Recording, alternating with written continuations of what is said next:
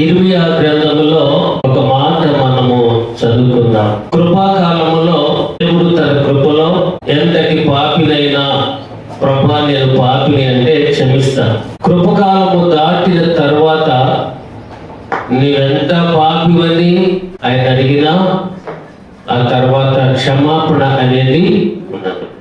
కృపకాలము గడిచిన తర్వాత జరిగే కొన్ని సంభవాలు, జరిగే కొన్ని పరిస్థితులు భూమి మీద ఎలా ఉంటాయి అనేది ఈ దినం మనం కొద్ది నిమిషాలు వాక్యం ద్వారా తెలుసుకుందాం. ఇర్మియా గ్రంథము 30వ అధ్యాయము 4వ వచనము నుండి, యెహోవా ఇశ్రాయేలు వారిని గూర్చియు యూదా వారిని గూర్చియు సెలవిచ్చిన మాటలివి. యెహోవా ఇట్లనెను, సమాధానము లేని కాలమున భీతి చేతను దిగులు చేతను జనులు కేకలు వేయగా వినుచున్నాము. మీరు విచారించి తెలుసుకొనుడి.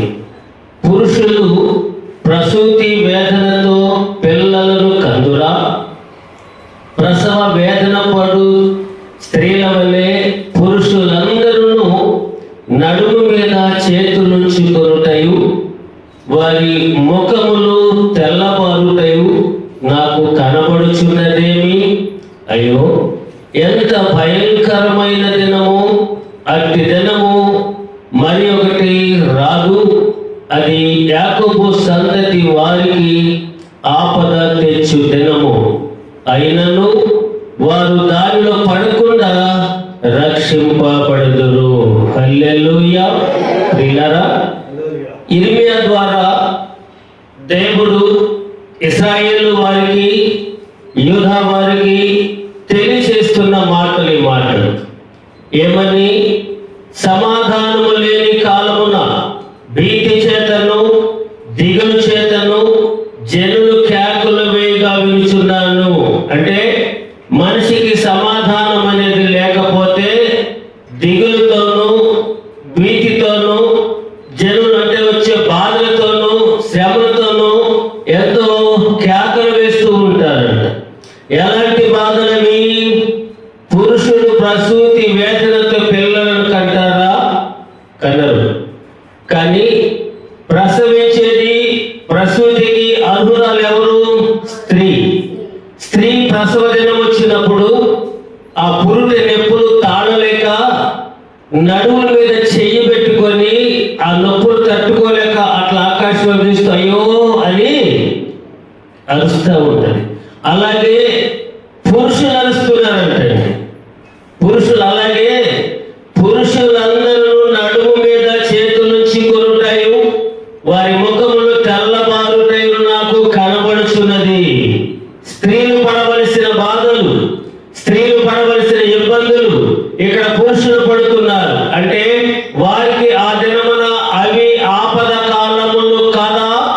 వారికి అవి ఆపద కాలములు కాదా? ప్రియులారా, ఆపదలు అనేవి లేక శ్రమలు అనేవి కష్టాలు అనేవి కొన్ని సందర్భాల్లో వస్తాయి. ఒకటి, మనమే తెచ్చుకుంటాం మన యొక్క ప్రవర్తనను బట్టి. రెండు, దేవుడు మందు రూపములో పంపిస్తాడు మనలను సువర్ణము వలె చేయడానికి. కొన్ని మనుషులు మనకి శ్రమలు పెట్టే పరిస్థితి వస్తుంది. అయితే ఆనాడు ఎవరిని గురించి మాట చెప్తున్నాడు దేవుడు? ఎవరిని ఉద్దేశించి చెప్తున్నాడు? యూదా జనాంగమును గురించి, ఇశ్రాయేలును గురించి మాత్రమే కాదు, కానీ ఈ దినమున మనకు కొన్ని మాటలు వర్తించేవి. శ్రమలు అనేది మనుషులకు రావా? ఆపదలు అనేది మనుషులకు రావా? ఇబ్బందులు అనేవి మనుషులకు రావా? ఎందుకు వస్తాయి? ఎందుకు వస్తాయి? ఆపద కాలంలో అనేకములు ఉంటాయి. ఎందుకు వస్తాయి? వచ్చినప్పుడు ఏం చేయాలి? వాటిని రాకుండా చేసుకోవాలంటే ఎలా జీవించాలి అనేది ఈ దినమున వాక్యం ద్వారా మనము నేర్చుకుందాం. ప్రియులారా, ఏదైనా మనకు వచ్చే ప్రశ్నకు సమాధానము ఈ లోకంలో ఎవరు ఇవ్వలేరు. మనకు వచ్చే ఆపద నుంచి ఈ లోకంలో ఎవరు మనల్ని తప్పించలేరు. మనకంటూ ఉన్నది ఒకే ఒక సహాయకుడు, మన ప్రభు అయిన యేసుక్రీస్తు వారే. ప్రియులారా, ఆపద వచ్చినప్పుడు మనం ఏం చేయాలా? ఏం చేయాలి? ఒక మాట జ్ఞాని అయిన సొలొమోను అంటాడు, సామెతల గ్రంథములో 24వ అధ్యాయములో 10వ వాక్యమును చూడండి. శ్రమ దినమున నీవు కృంగిన ఎడల నీవు చేతకాని వాడవగుదువు. శ్రమ దినము వచ్చిందని, ఆపద కాలాలు వచ్చాయని, కుటుంబంలో ఇబ్బందులు తాండవిస్తున్నాయని కృంగిపోతే, అలా కృంగిపోయేవారు ఎలాంటి వారు అంటండి? చేతగాని వారు అంటున్నారు దేవుని యొక్క వాక్యము. ప్రియులారా, ఈ ఆపద గురించి ఆలోచిద్దాం. ప్రభు చెబుతున్నారు కదా, సొమ్మసిల్లిన వారికి ఏమిస్తారంటే ఆయన కొన్ని మాటలు మన మనసులో ముద్రించబడి ఉండాలి. యెషయా గ్రంథము 40వ అధ్యాయం 29వ వాక్యములో ఏమున్నది? సొమ్మసిల్లిన వారికి బలమిచ్చేవాడు ఆయనే, శక్తిహీనులకు బలాభివృద్ధి కలుగు చేయువాడు ఆయనే. అంటే సొమ్మసిల్లిన వారికి ఏమిస్తాడండి? బలమిచ్చేవాడు ఆయనే, శక్తిహీనులకు బలాభివృద్ధి కలుగు చేసేది ఆయనే. అయితే ఈ దినమున మన జీవితాల్లోకి ఆనాడు దేవుడు ఎలాగైతే ఇర్మియా ద్వారా ఇశ్రాయేలు ప్రజల గురించి, యూదా వారి గురించి చెప్తున్నాడో, ఆపద కాలంలో వచ్చే వారికి ఎలాంటి ఆపదలంటే వాటిని తట్టుకోలేక, వాటిని ఎదిరించలేక, వాటిలో నుంచి బయట పడలేక వారి మొఖాలన్నీ తెల్ల చేసుకున్నారంటండి. వారి నడుము మీద చేతులు పెట్టుకొని, ఏంటా ఈ ఆపద కాలములు, ఏంటా ఇబ్బందులు, దేవుడు ప్రేమ కలిగిన వాడు కదా, ఆయన కరుణ మన మీద ఉంటే ఈలోంచి తప్పిస్తాడు కదా అని వారు అనుకుంటారు. అనుకోవటంలో తప్పు లేదు. అసలు ఆపదలను ఎందుకు వచ్చినా తెలుసుకోవాలి కదా. అవి రావడానికి కారణం ఏంటి? దేవుడు కృపాకాలంలో అందరికీ ఆయన కృప చూపించారు. ఎవరు కూడా ఆయన నేను పాపినంటే నేను చేయను కాదు అని దేవుడు ఎక్కడ కూడా అనలేదు. ఎంతటి భయంకరమైన వారైనా సరే ఆయన దగ్గరకు వచ్చి దేవా నేను పాపినంటే ఆయన వెంటనే క్షమించే దేవుడండి. ప్రియులారా, 48,000 ఖరీదు కలిగినటువంటి అత్తరు, జటామాంసి అనే అత్తరు, పాపిగా ఉన్నటువంటి స్త్రీ యేసు ప్రభు పాదాల మీద పోసినప్పుడు ఆమె పాపాలు క్షమించబడలేదా అంటే విలువ అనేది అక్కడ చూడట్లేదు, కానీ ఆమె హృదయం యొక్క సమర్పణ దేవుడు చూస్తున్నాడు. కొంతమంది పురుషుల చేత పాపంలో పట్టబడిన స్త్రీని వారు తరుముకుంటే వస్తా ఉంటే యేసు ప్రభు పాదాల దగ్గరికి వచ్చినప్పుడు ఆయన ఆళ్ళను చూసి నేల మీద రాసినప్పుడు వారు దాన్ని చదువుకొని ఆమెతో అన్న మాట ఏమిటండి? వారితో అన్న మాట ఏంటి? మీలో ఎవరైనా సరే పాపం చేయని వారు ఉంటే ఆమె రాళ్ళతో కొట్టి చంపండి. వారు కొట్టారా? అమ్మ నేను కూడా నేనేమి శిక్షించిన నుంచి పాపము చేయకమన్నాడు. వీళ్ళ పాపం చేసేవారు ఎవరైనా సరే ఆ పాపము ద్వారా వారికి వచ్చే శిక్షను తట్టుకోలేని శక్తి వారికి లేనప్పుడు ప్రభు దగ్గరకు వచ్చి దేవా నేను పాపిని అంటే ఆ ప్రేమమూర్తి క్షమిస్తాడు. ఎప్పుడు? కృపాకాలములో. కృప కలిగిన దేవుడు ఆయన కృప మనపై చూపించినప్పుడు క్షమిస్తాడు. ఆ కృప మనపై లేకపోతే ఆయన ఉగ్రత నుంచి ఎవరు కూడా ఈ లోకములో తప్పించుకోలేరు. ప్రియులారా, ఒక ఉదాహరణ మనము గమనిస్తే న్యాయాధిపతుల గ్రంథానికి వద్దాం. ఇక్కడ ఒక ఆయన ఆపదల్లో ఉన్నాడు, ఇబ్బందుల్లో పడిపోయాడు, ఆహారానికి కూడా లేని పరిస్థితి, ఎంతో భయ ఆందోళన ఉన్నాడు. ఎవరైనా శత్రువులు నన్ను చూస్తే నా ప్రాణం పోతుందేమోననే ఒక ఆందోళన కలిగినటువంటి స్థితిలో ఉన్నాడు. చూడండి, న్యాయాధిపతుల గ్రంథము 6వ అధ్యాయము 11వ వాక్యం. యెహోవా దూత వచ్చి అభియోజ్రీయుడైన యోవాషునకు కలిగిన వఫ్రాలోని మస్తకి వృక్షము క్రింద కూర్చుండెను. యోవాషు కుమారుడైన గిద్యోను మిద్యానీయులకు మరుగైయుండునట్లు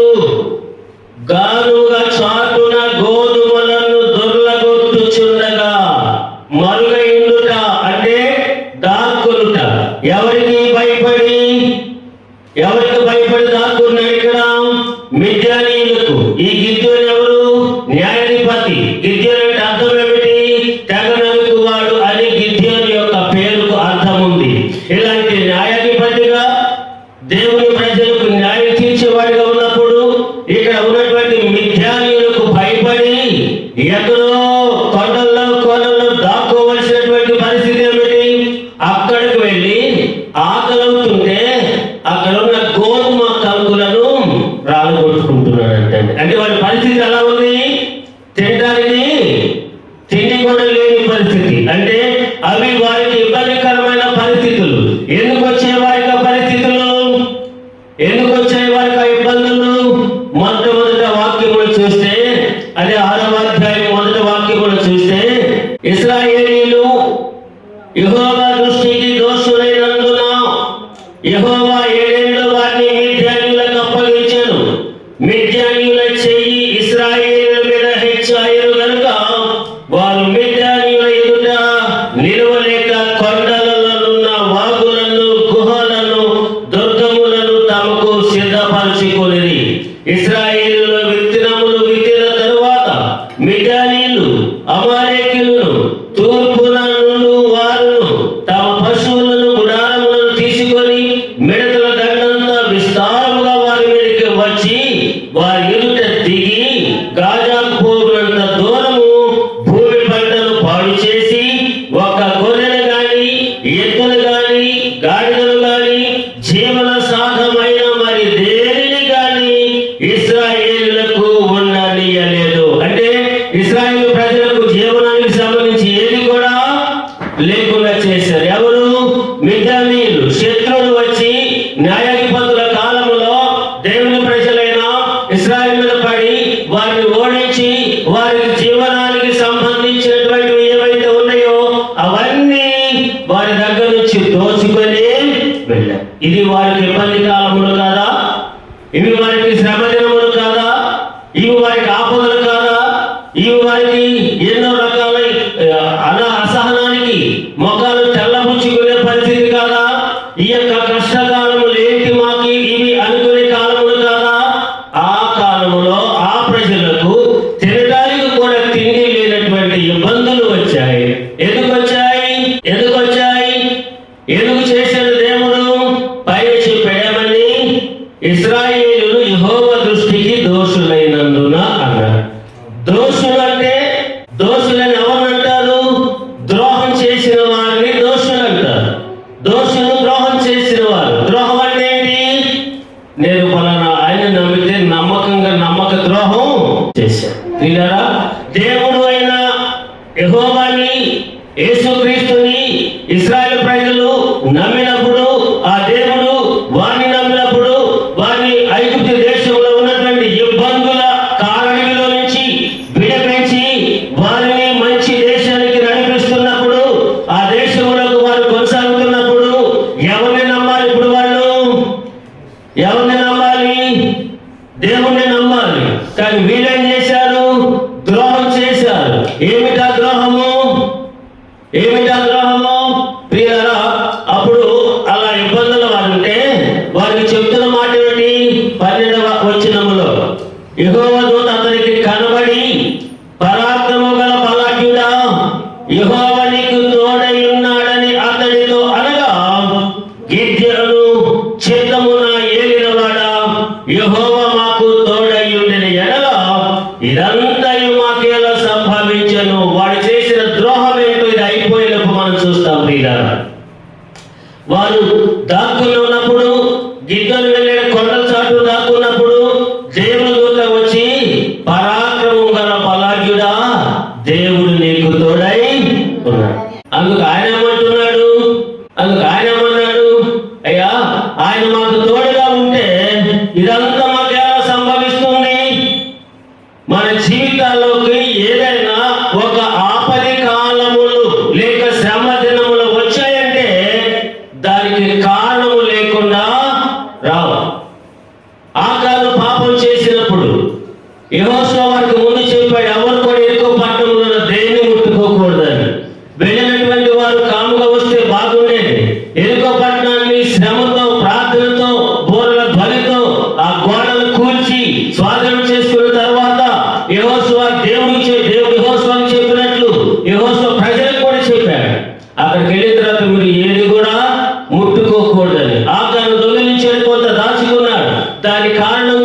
ఆయన చిన్న పురం మీదకి వెళ్ళినప్పుడు అక్కడంతా ఇశ్రాయేలు చాలా మంది ఓడిపోయినప్పుడు చనిపోయినప్పుడు అప్పుడు కూడా ఈ యొక్క యెహోషువ దేవుడిని అడిగాడు, అయ్యా మోషేకి తోడై ఉండినట్లు నేను మీకు తోడుగా ఉంటానన్నావు కదా, మీరే మాకు తోడుగా ఉంటే ఇంతమంది ప్రజలు అలా చనిపోయారంటే ఆయనకు చెప్పాడు దేవుడు, మీలో శపితమైనది దాగి ఉన్నది, అందుకే ఇలా నష్టము వాటిల్లినది అని. ప్రియులారా, ఒక నష్టము కలిగిందంటే, కొన్ని ఇబ్బందులు మన జీవితాలకు వచ్చాయంటే, ఆపద కాలంలో కుటుంబంలో ప్రవేశించాయంటే కారణము లేకుండా ఏమీ ఉండదు. ఇక్కడ వీరికి ఎందుకు వచ్చాయి? ఇశ్రాయేలు యెహోవా దృష్టికి దోషమైపోయారంటండి. ఏమిటి వారు చేసిన ద్రోహము? ఇక్కడ ఈయన అడిగాడు, అయ్యా మీరు తోడుగా ఉంటే మాకు ఎలా జరుగుతుందంటే, లేదు నువ్వు లేచి సన్నద్ధులుగా వెళ్ళి వారందరూ విడిపించాలన్నాడు. నేను వెళ్ళలేనయ్యా, నేను నీకు తోడుగా ఉన్నానన్నాడు. మీరు నాకు తోడుగా ఉన్నారన్న సంగతి నాకెట్లా తెలుస్తుంది? నాకు ఎలా తెలుస్తుంది అని మీరు నాకు తోడుగా ఉన్నాడని? అప్పుడు చెప్పాడు, నువ్వు వెళ్ళి ఒక మేక పిల్లని తీసుకొని నువ్వు ఇక్కడే ఉండయా, నేను ఇంట్లోకి వెళ్ళి వస్తాను. వచ్చిన దేవుడు గిద్దరు లోపలికి వెళ్ళి కొంత పిండి ఒక మేక పిల్లని తీసుకొని వచ్చి ఆ పిండి పిసికి రొట్టెలు చేసి ఆ మేక పిల్లను వధించి మాంసం చేసి అవి రెండు తీసుకొని వచ్చి ఒక బండ మీద పెట్టాడు.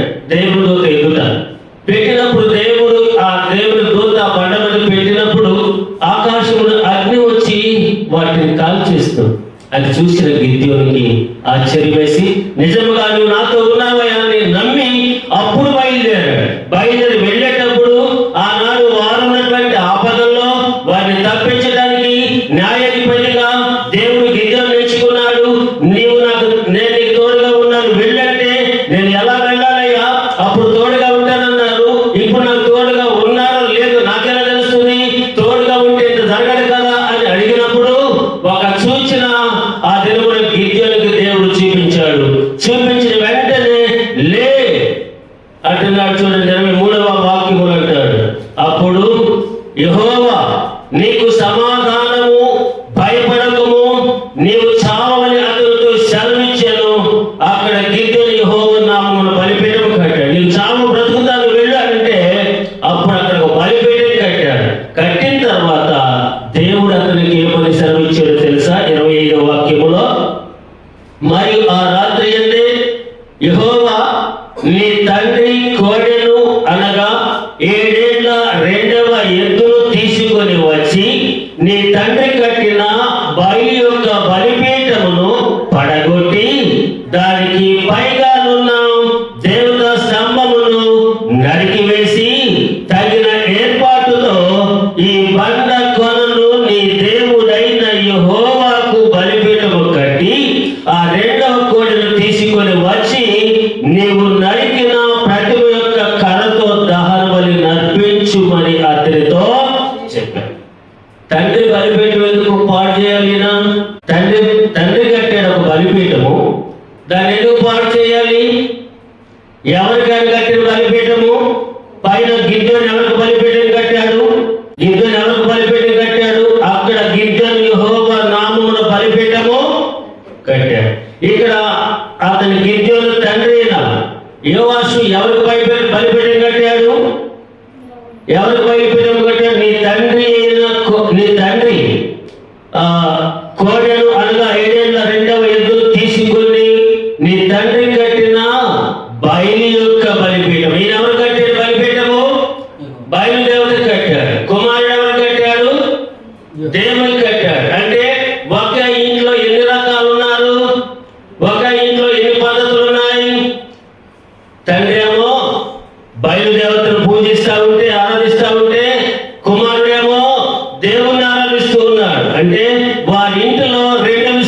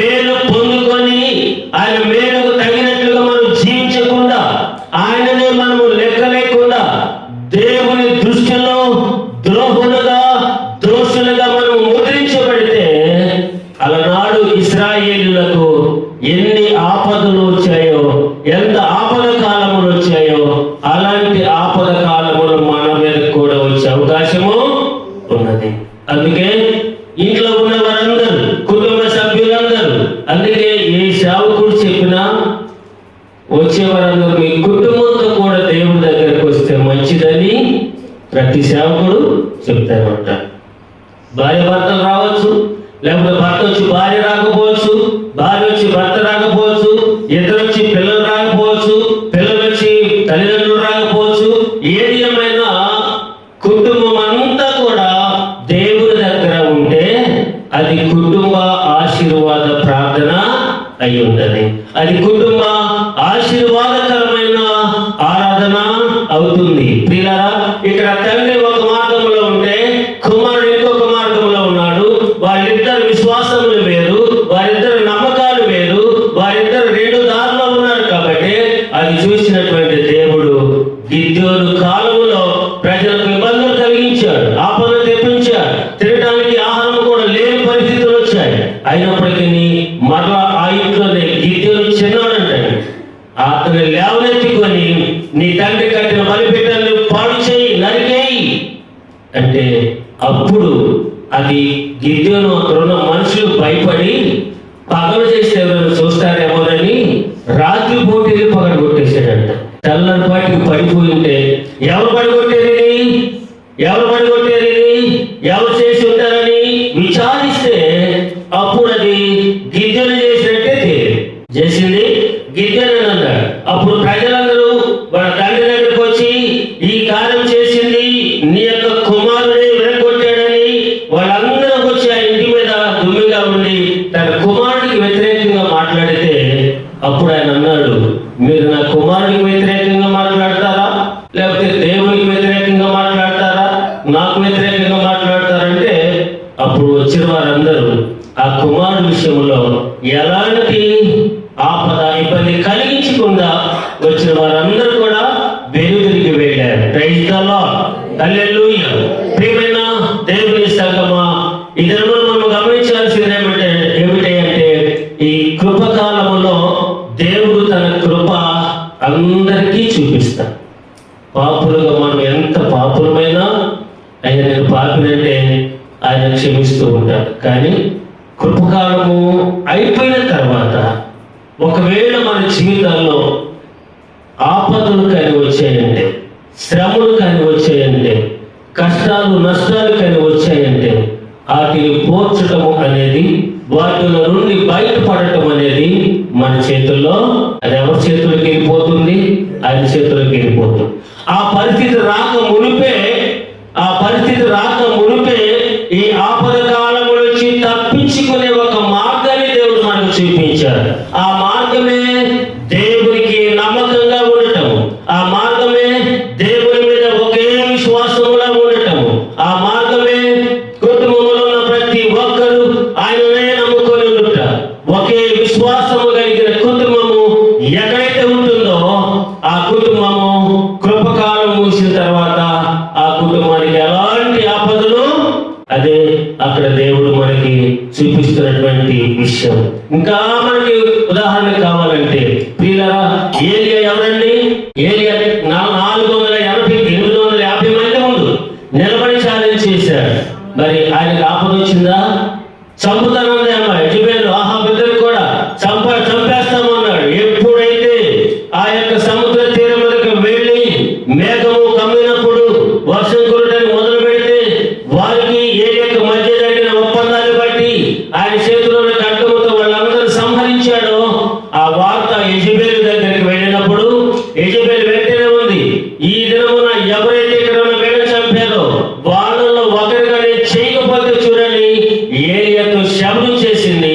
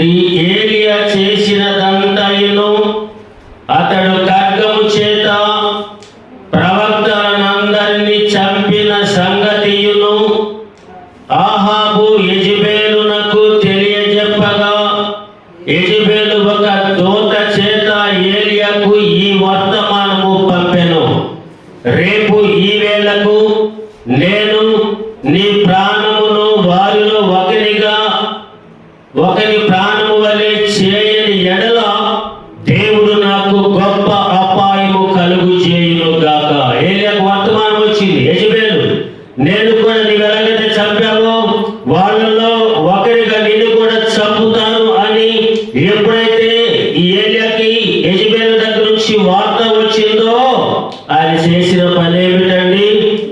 తర్వాత 3వ వాక్యం. కాబట్టి అతడు ఈ సమాచారం తెలుసుకొని లేచి తన ప్రాణమును కాపాడుకొనుటకై పోయి యూదా సంబంధమైన బెర్షెబాకు చేరి అచ్చట ఉండమని తన దాసునితో చెప్పి తాను ఒక దిన ప్రయాణము అరణ్యములోనికి పోయి ఒక బదిరి వృక్షము క్రింద కూర్చుండి మరణాపేక్ష గలవాడై, యెహోవా, నా పితరుల కంటే నేను ఎక్కువవాడను కాను, ఎంత మట్టుకు చాలును, నా ప్రాణము తీసుకొనమని ప్రార్థన చేశాను. యెజబెలుకు భయపడ్డాడు. ఈయన వెళ్ళిపోయాడు. బదిరి వృక్షము కింద పడుకొని ప్రార్థన చేస్తున్నాడు. అయ్యా, ఎంత మట్టుకు చాలు, నా పితరుల కంటే నేనే గొప్పవాడిని కాదు, ఇంకా నేను ఈ లోకములో ఇలాంటి బాధలు పడలేను, నన్ను తీసుకో అంటే దేవుని దూత ద్వారా ఆహారము పంపించి ఆయనకు ఆహారం పెట్టించి లేచి నడులే, నీ ముందు విస్తారమైన ప్రయాణము పని ఉన్నది అని చెప్పారు. ఆ భోజనపు బలము చేత అతడు 40 దినాలు ప్రయాణం. వీళ్ళారా, ఆనాడు ఒక్కడే ఏరియా, ఆయనకున్న నమ్మకం ఒకటే. ఆయన భయపడి ఆపద వచ్చిందని తెలుసుకొని వెళ్ళి కూర్చొని ప్రార్థన చేస్తే ఆ ప్రార్థనకి దేవుడు జవాబిచ్చి ఆపద తప్పించలేదా? ఒక విధవరానికి కూడా ఒక ఆపద వచ్చింది. తనకి తన ఇంటి ప్రక్కన ఉన్న వారికి ఈ స్థల వివాదం ఉంది.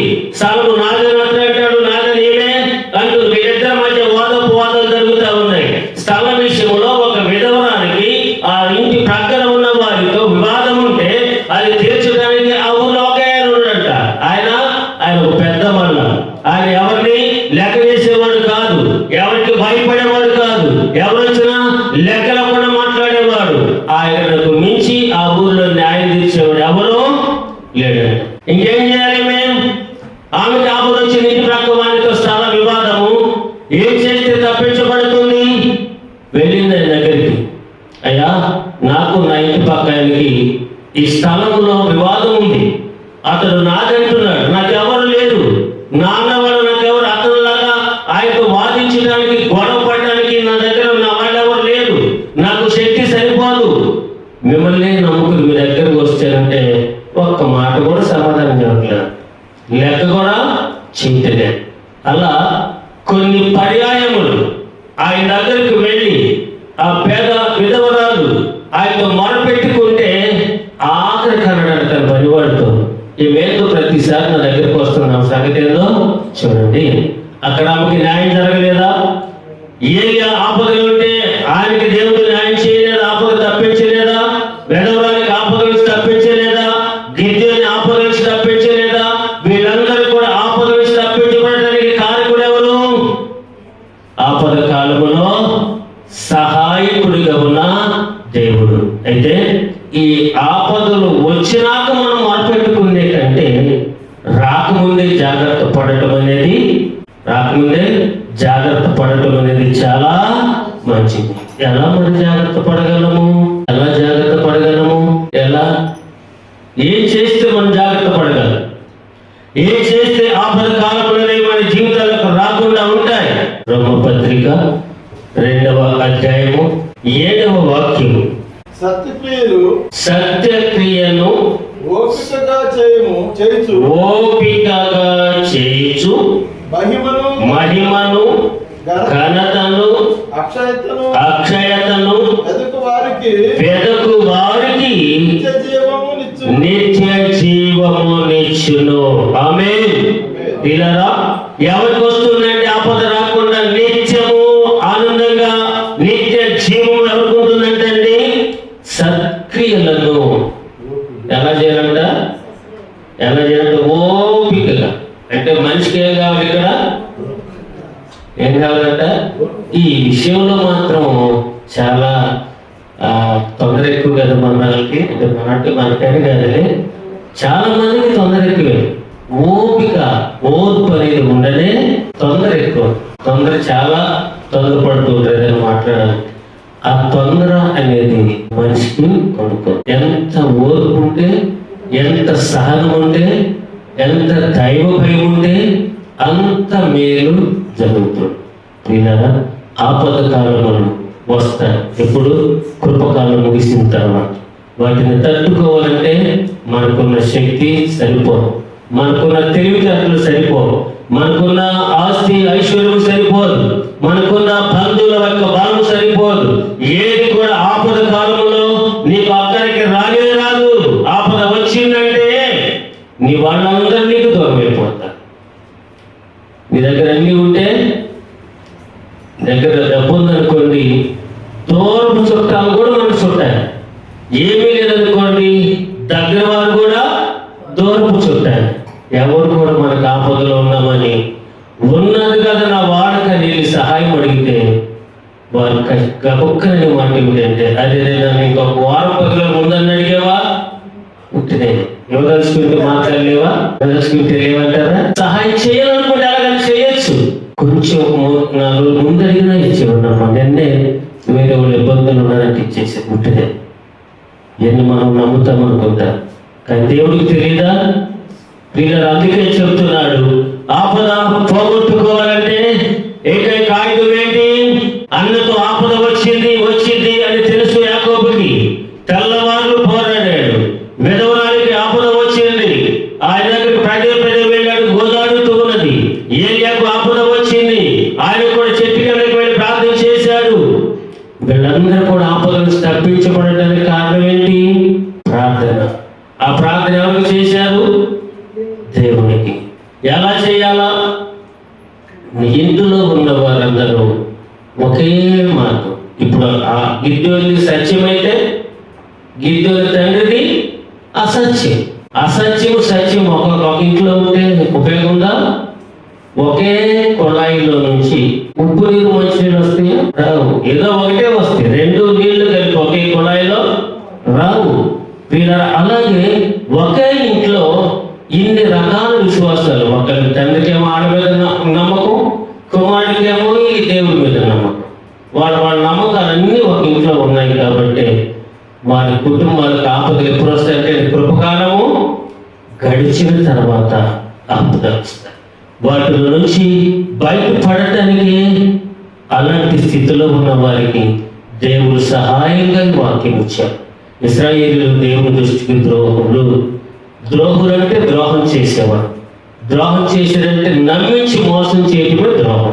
నమ్మకంగా ఇశ్రాయేల్ ప్రజలు ఉన్నారు, విడిపించారు. ఆ నమ్మకము దారిలో పోయింది. వాడు దాన్ని విడిచిపెట్టి బయలుదేవతను పట్టుకున్నారు. అదే మన నమ్మకం అన్నట్లుగా. వారు దేవునికి ద్రోహం చేశారు కాబట్టి వారికి తినడానికి ఏమీ లేకుండా చేసి ఆపద కాలంలో వారి జీవితాలకు తెచ్చారు. అయినా ప్రేమ కలిగిన ప్రభువు కాబట్టి వారిని విడిచిపెట్టడము, వారిని అలాగే బాధలకు గురి చేయటము ఆయన ఉద్దేశం కాదు. కాబట్టి మోషే అడిగాడు ఒకసారి, అయ్యా అక్కడ కానీ వీళ్ళు చంపేస్తే ప్రపంచం అంతా ఏమనుకుంటుందో తెలుసా? వాళ్ళ దేవుడు వారిని కాపాడుకోలేక ఈ ఎర్ర సముద్రంలో చంపేశాడు, ఈ మార్గంలో శత్రువుల చేతిలో చంపేశారు, చనిపోయారని ప్రపంచం అంతా చెప్పుకుంటుందయ్యా. కాబట్టి ఈ సమయంలో కాపాడంటే దేవుడు మోషే ద్వారా తన ప్రజలను కాపాడుకోలేదా? ఆయన నామానికి ఎప్పుడు కూడా అవమానం తెచ్చుకోడు. ఆయన నామానికి ఎప్పుడు కూడా ఓటమిని అంగీకరించాడు. ఆయన ఓడిపోయేవాడు, ఓటమి పాలయ్యేవాడైతే సమాజంలో ఆయన శవం అలాగే ఉండిపోయేది. మరణాన్ని చేయించిన, మరణ భూములను విరిచిన, కల్వరి శిలువలో ఆ ప్రాణదానం చేసినటువంటి ప్రభువు మన పక్షంగా ఉన్నాడు. మనం ఆయనను సేవిస్తున్నాం. మన ప్రార్థన వ్యర్థం, మన నమ్మకం నష్టము రానివ్వదు. మన నమ్మకము నష్టము రాకుండా, ప్రార్థన వ్యర్థం కాకుండా మనము మన కుటుంబాలు ఆపద కాలంలో పడకుండా ఉండాలంటే మనము నమ్మిన ఏకైక దైవము మన ప్రభువైన యేసుక్రీస్తు వారు. ఆయనలో మనం నమ్మకంగా ఉండి ప్రార్థన పట్టుదలతో చేస్తే కృపకాలం తర్వాత ఈ లోకంలోకి వచ్చి ఎన్ని ఆపదలు వచ్చినా అవేమి కూడా మన కుటుంబంపై ప్రతాపము చూపు అని ఈ మధ్యాహ్న కాల సమయంలో ఈ మాటలు తెలియజేస్తూ ముగించుకుంటున్నాను. దేవుడి మాటలు దీవించి ఆశీర్వదించును గాక.